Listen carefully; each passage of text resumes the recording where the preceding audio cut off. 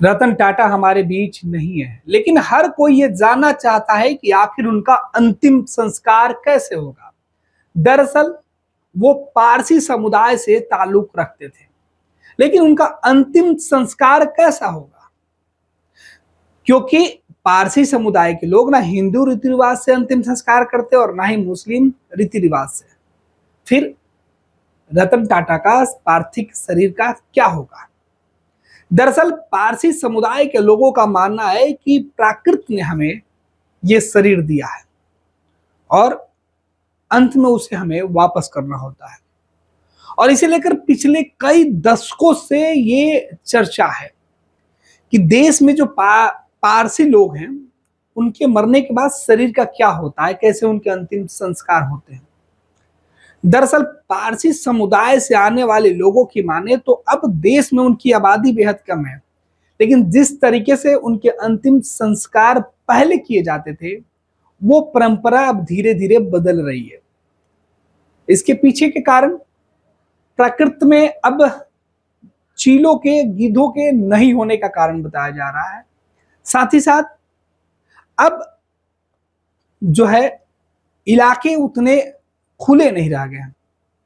लेकिन सवाल यह है कि रतन टाटा का पार्थिव शरीर आज जिस तरीके से पूरा देश शोक में है, सदमे में है, देश ने अपना एक हीरो खोया है, उस हीरो के अंतिम दर्शन करने के बाद शरीर का क्या होगा? अब जो जानकारी निकल के सामने आ रही है वो बताया जा रहा है कि आज शाम उनके पार्थिव शरीर को विद्युत शवदाह पर समर्पित कर दिया जाएगा, यानी कि हिंदू रीति रिवाज से उनका अंतिम संस्कार किया जाएगा। लेकिन उसके पहले तमाम पारसी जो धर्म के अनुसार जो कर्मकांड होते हैं उसे भी किया जाएगा। जो जानकारी आ रही है उसके मुताबिक बताया जा रहा है कि रतन टाटा का जो पार्थिव शरीर है वो पूरे देश के लोग उनके दर्शन के लिए पहुंचे। देश के कई बड़े नामी जो लोग हैं वो पहुंचे, क्योंकि रतन टाटा का अंतिम संस्कार कैसा होगा यह सवाल हर किसी के मन में है। सवाल इसलिए भी है क्योंकि वो पारसी समुदाय के तहत जो नियम है उस नियम के तहत क्या उनका अंतिम संस्कार होगा, हिंदू रीति रिवाज से होगा? सवाल यही बना हुआ है। तो चलिए हम आपको बता देते हैं कि रतन टाटा का अंतिम संस्कार मुंबई के वर्ली शमशान घाट में शाम 4 बजे होना है। वो पारसी समुदाय से ताल्लुक रखते थे, इसके बावजूद उनका अंतिम संस्कार हिंदू रीति रिवाज से किया जा सकता है। ये जो है वो जानकारी बताई जा रही है। आपको बताते कि देश के दिग्गज कारोबारी रतन टाटा ने मुंबई के ब्रीच कैंडी अस्पताल में बुधवार की रात को अंतिम सांस ली थी। आज उनके अंतिम संस्कार मुंबई के वर्ली में शाम 4 बजे किया जाएगा उनका। रतन टाटा पारसी समुदाय से ताल्लुक रखते थे, इस वजह से उनके अंतिम संस्कार को लेकर हर किसी के मन में जिज्ञासा है। अब जो जानकारी है उसके अनुसार बताया जा रहा है कि विद्युत शवदाह गृह में उनके शव को रखा जाएगा। इसके पहले 45 मिनट तक उनके लिए प्रेयर की जाएगी। हालांकि पारसियों के रीति रिवाज बिल्कुल अलग होते हैं। आपको बता दें कि हिंदू और मुसलमानों से वो अलग होते हैं। पारसी समाज में अंतिम संस्कार के रीति रिवाज, विधि विधान सब अलग हैं। पारसी लोग न हिंदुओं की तरह जलाते हैं और ना ही मुसलमानों की तरह दफनाते हैं। उनकी प्रथा दोनों से अलग है। दरअसल इस समुदाय का मानना है कि इंसानी शरीर प्रकृति का दिया हुआ वो तोहफा है जिसे मौत के बाद उसे वापस लौटाना होता है। पूरी दुनिया में पारसी समुदाय इसी भावना के साथ मृत शरीर का अंतिम संस्कार करते हैं। मृत शरीर को टावर ऑफ साइलेंस में रख दिया जाता है, जिसके बाद शव को गिद्ध के हवाले कर दिया जाता है। टावर ऑफ साइलेंस यानी कि प्रकृति की गोद में पारसी समुदाय के लोग अपने मृत शरीर को इसी प्रकृति की गोद में छोड़ देते हैं। इसे लोग दखमा कहते हैं। इस समुदाय में यह प्रथा सदियों पुरानी है। टावर ऑफ साइलेंस में जो शरीर होता है, मृत शरीर, उसे गिद्ध और चील खाते हैं।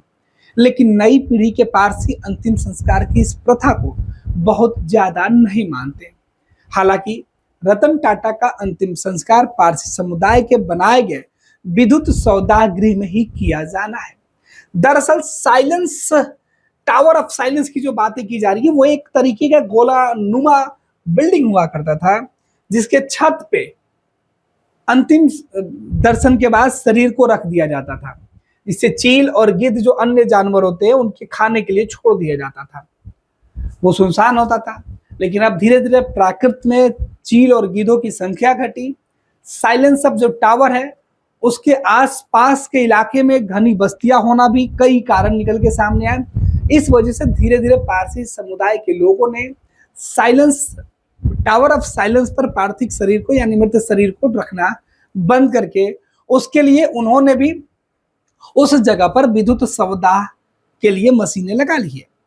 अब जो जानकारी रतन टाटा के लिए है उसमें बताया जा रहा है कि रतन टाटा का दाह संस्कार पारसी नहीं बल्कि हिंदू रीति रिवाज से जलाकर किया जाएगा, वो भी विद्युत शवदाह में किया जाएगा। हालांकि इसके अलावा भी कई तरीके की तथ्य आपको बता दें कि रतन टाटा के जो पार्थिव शरीर को लेकर बातें कही जा रही है कि वो जिस पारसी समुदाय से ताल्लुक रखते थे उस समाज के लोग किस तरीके से अपना अंतिम संस्कार करते थे, और इसके पीछे की पूरी 45 मिनट की जो प्रथा है उस प्रथा में क्या किया जाएगा, उसमें जो जानकारी निकल के सामने और उसमें बताया जा रहा है कि इस दौरान एक प्रार्थना सभा रखी जाएगी और इस प्रार्थना सभा में रतन टाटा के लिए प्रार्थना की जाएगी और फिर उन्हें पारसी रीति रिवाज से ही उनके अंतिम दर्शन के बाद उनके शरीर को रखा जाएगा।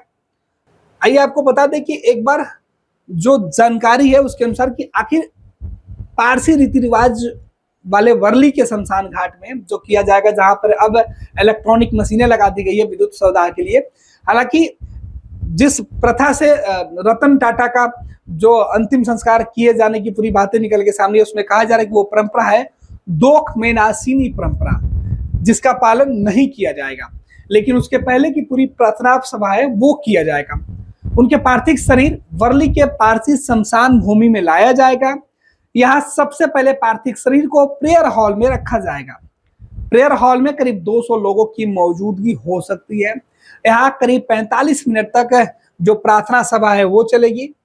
उसके बाद बताया जाए कि प्रेयर सभा के बाद जो पारसी समुदाय के रीति रिवाज होते हैं उस रीति रिवाज में प्रार्थना हॉल में ही पारसी रीति से गेहूं सारनू पढ़ा जाएगा।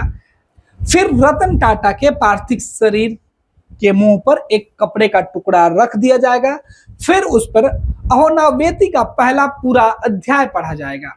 यह शांति प्रार्थना की एक प्रक्रिया है। यह प्रक्रिया पूरी होने के बाद पार्थिव शरीर को इलेक्ट्रॉनिक अग्निदाह में रखा जाएगा और वहीं उनकी अंतिम संस्कार की प्रक्रिया पूरी की जाएगी। रतन टाटा पारसी समुदाय से ताल्लुक रखते थे, लिहाजा पारसी समुदाय में अंतिम संस्कार अन्य कम्युनिटी से अलग है।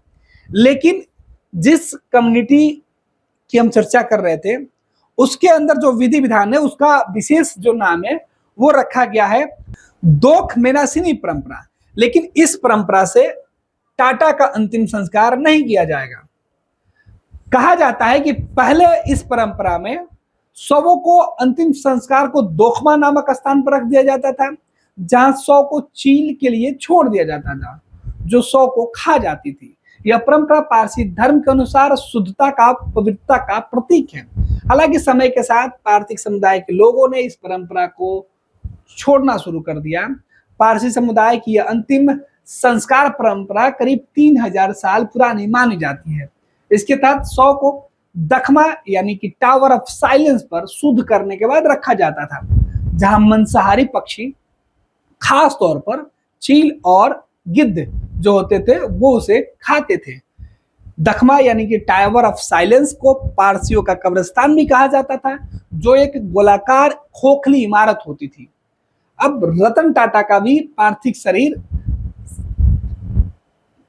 लाया तो जाएगा, लेकिन उनके अंतिम संस्कार की जो पूरी व्यवस्था है वो सीधे तौर पे पारसी धर्म के प्रार्थना के बाद जो शमशान में विद्युत शवगृह में जो मशीनें लगाई गई है उस पर टाटा के पार्थिव शरीर को रखा जाएगा और फिर उनका अंतिम संस्कार संपन्न होगा।